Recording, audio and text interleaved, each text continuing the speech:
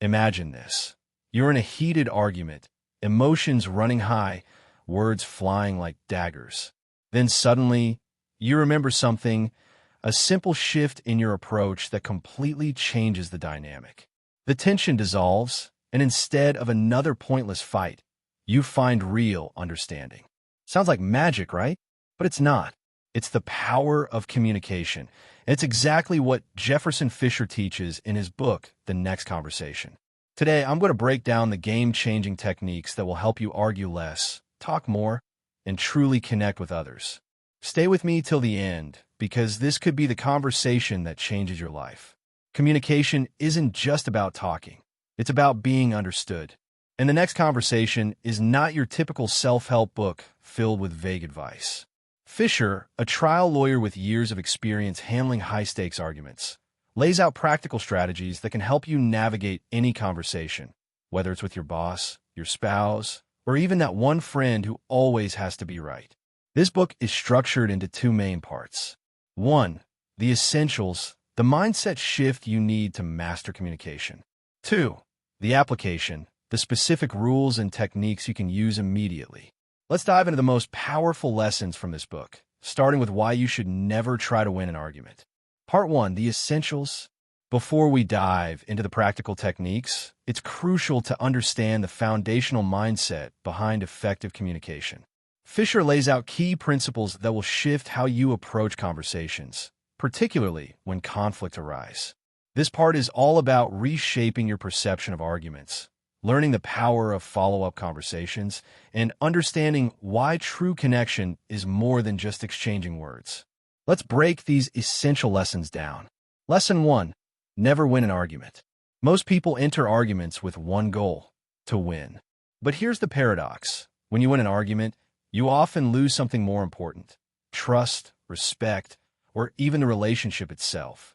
Fisher shares a powerful courtroom story where a witness was hostile, aggressive, and outright disrespectful. Instead of trying to overpower him with logic or dominance, Fisher diffused the situation by shifting the conversation towards understanding rather than winning. This small change turned an adversary into an ally. Why trying to win is a losing strategy.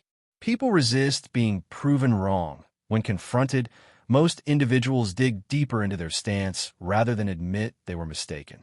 Winning breeds resentment. Even if you win the argument, the other person walks away bitter, making future conversations even harder. You miss the real issue. Often, anger is a symptom of a deeper concern.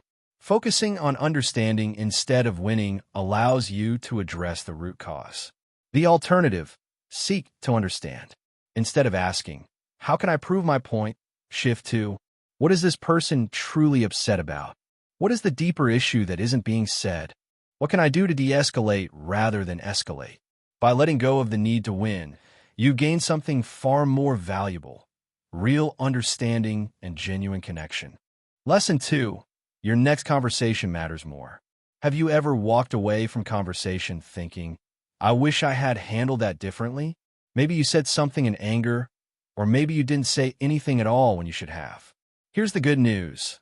One bad conversation doesn't define a relationship. Your next one does. Fisher explains that the most important conversation is not the first one. It's the follow-up. It's the moment where you take responsibility, clarify misunderstandings, and reset the tone.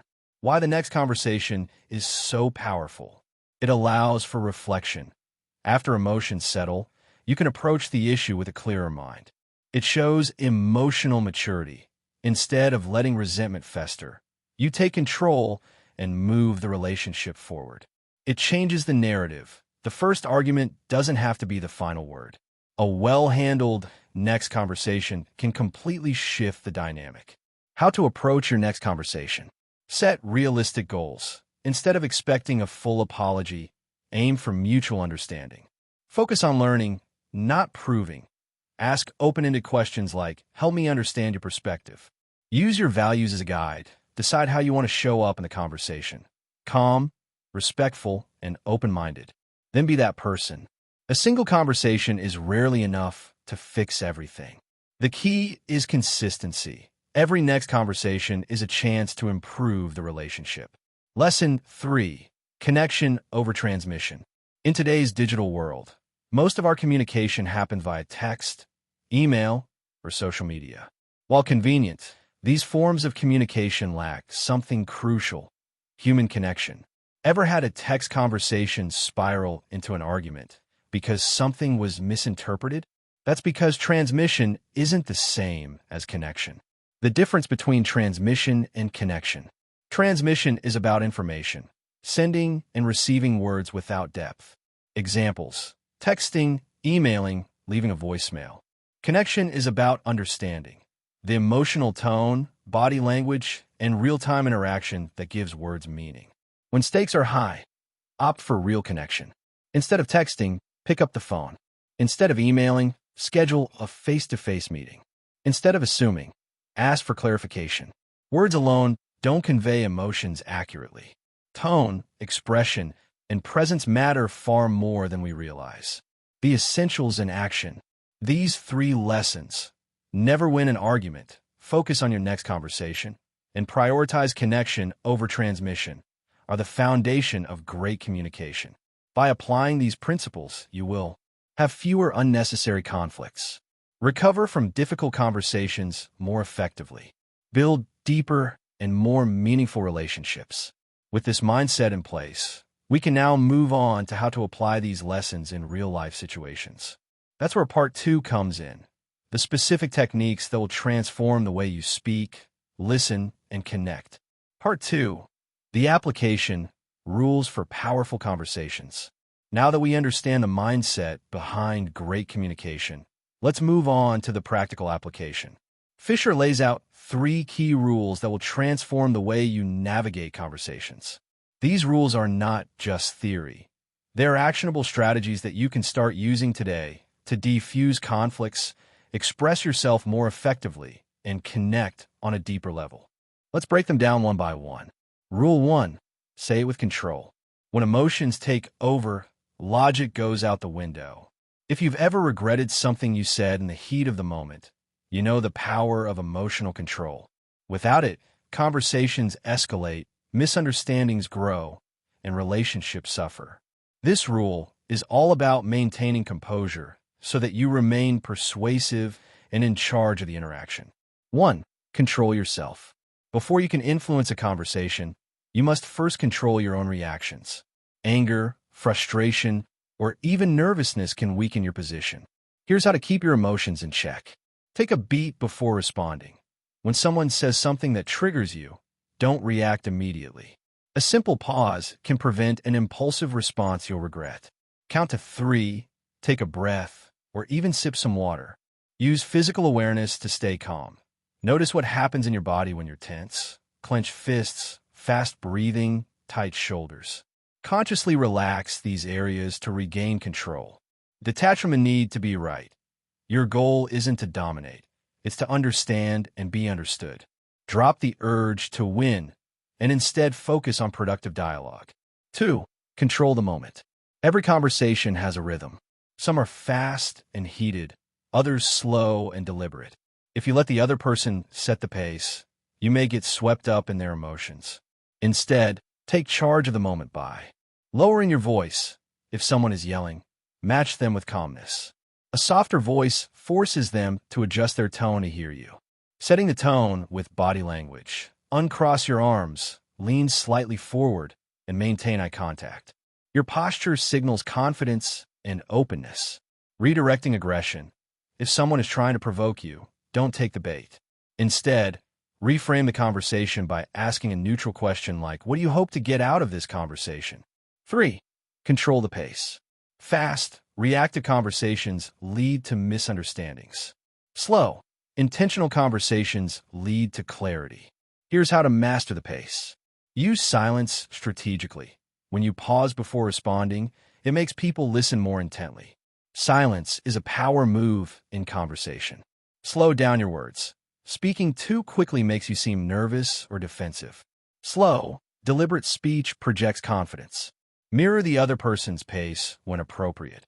If they're speaking anxiously, you can gradually slow down your responses to guide the conversation to a calmer place. The bottom line: control isn't about dominating. It's about setting the conditions for a rational, productive conversation. If you can control yourself, the moment, and the pace, you become a more effective and respected communicator. Rule 2. Say it with confidence. Confidence isn't about being the loudest in the room.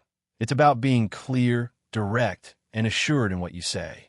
Many people struggle with this, either speaking too timidly or overcompensating with aggression. The secret? Assertiveness. Assertive communication strikes the perfect balance between passive, avoiding conflict, and aggressive, forcing your opinion. Here's how to cultivate it. 1. Develop an assertive voice. Your voice alone communicates certainty or hesitation before your words even land. Here's how to strengthen it. Speak in statements, not questions. Instead of saying, "Could you maybe stop interrupting me?" Say, "Please let me finish my point." Avoid filler words. Words like, I think, and just weaken your impact. Cut them out. End sentences on a downward tone. A rising inflection, like asking a question, makes you sound unsure. A steady or downward inflection makes you sound authoritative. 2. Handle difficult people. Some people will try to push you around, whether it's a rude coworker, a domineering boss, or a passive-aggressive relative. The key is to set firm boundaries without escalating tension. Try these tactics. Acknowledge their emotion, then redirect. If someone says, "You never listen to me," instead of arguing, say, "I hear that you're frustrated. Let's work on a solution together." Don't engage in their negativity.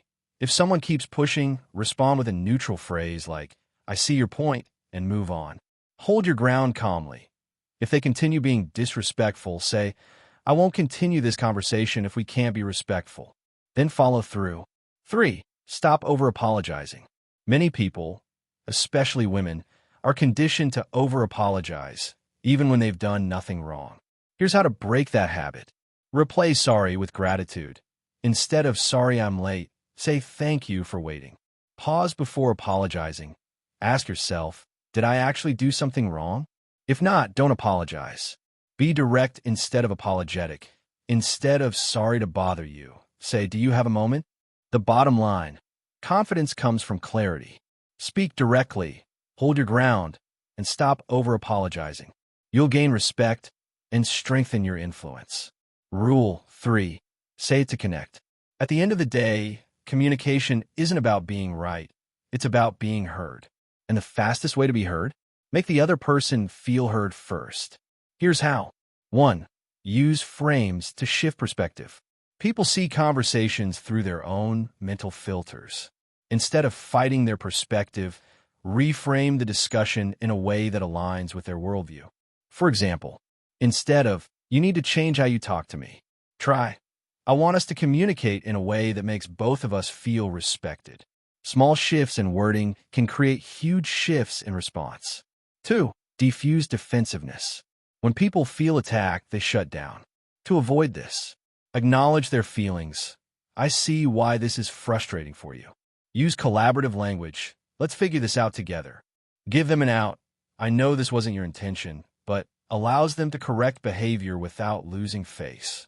3. Navigate difficult conversations with clarity. Whether you're setting a boundary or delivering bad news, clarity plus empathy is key. Be upfront but kind. "I can't take on extra work right now, but I appreciate you thinking of me." Don't soften boundaries. Saying, "I'd prefer if you didn't," leaves wiggle room. Instead, say, "I need you to." And on a positive note, even in tough talks, close with something constructive, "I appreciate you listening." The bottom line: connection happens when people feel seen and heard. Use framing, diffuse defensiveness, and communicate with both clarity and empathy. These 3 rules, control, confidence, and connection, are the foundation of powerful conversations. Apply them, and you'll never fear a difficult conversation again. The beauty of a next conversation is that it's not about fancy rhetoric. It's about being intentional with your words. When you stop trying to win and start trying to connect, everything changes. So here's your challenge. Think about a tough conversation you've been avoiding. Now, imagine handling it with these new strategies. How different could the outcome be? If you found this summary helpful, make sure to like and subscribe for more book breakdowns that help you improve your life. Let me know in the comments. What's the most difficult conversation you've ever had? How did you handle it? Thanks for watching, and remember, your next conversation could be the one that changes everything.